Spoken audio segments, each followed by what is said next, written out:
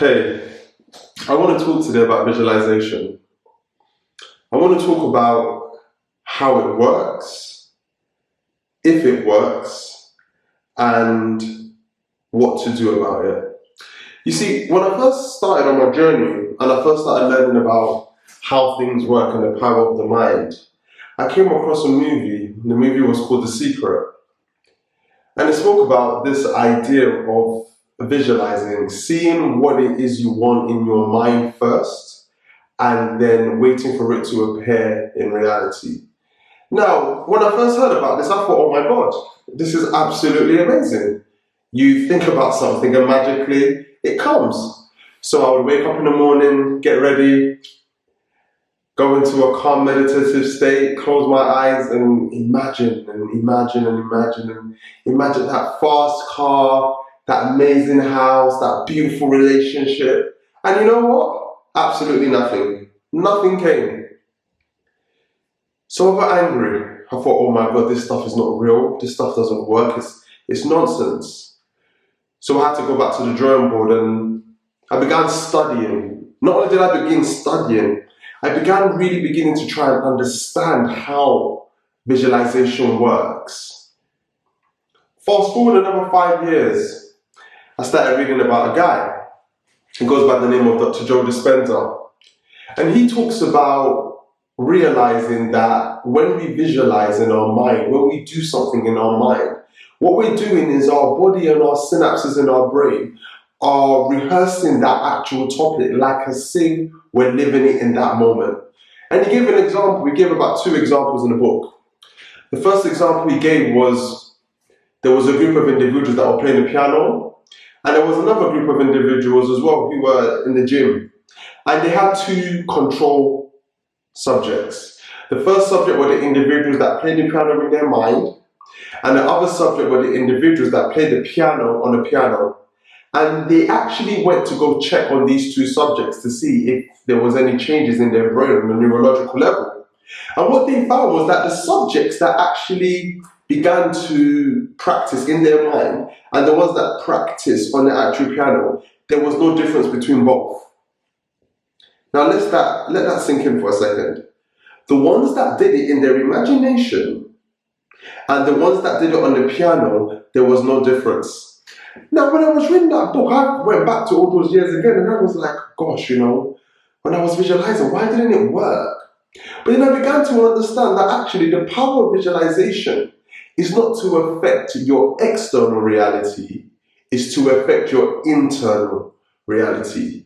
You see, as you're visualizing and you're rehearsing certain topics, you're rehearsing certain things that you want, things you want to desire, what you're doing is you're beginning to allow your body to become familiar with that experience so that when it does occur or when it does happen, you just look at it and think, oh yeah, I knew that was going to happen. I'll give you guys an example. So, I had a vision board. I made a vision board a few years ago. I wanted a new car. I thought, you know what, I'm going to get a new car. I want to manifest a new car. And I was absolutely focused on it. I would wake up every morning. I would visualize that new car. I would visualize driving it, what it feels like, what it tastes like, everything. They say really get into it, get into the nitty-gritty of it. I visualized. Nothing happened. So do you know what I did? I forgot about it. But what I did know was as I was visualizing and I would get myself into that state and I would begin to see it, I would feel my body start to shift. I would feel tingles.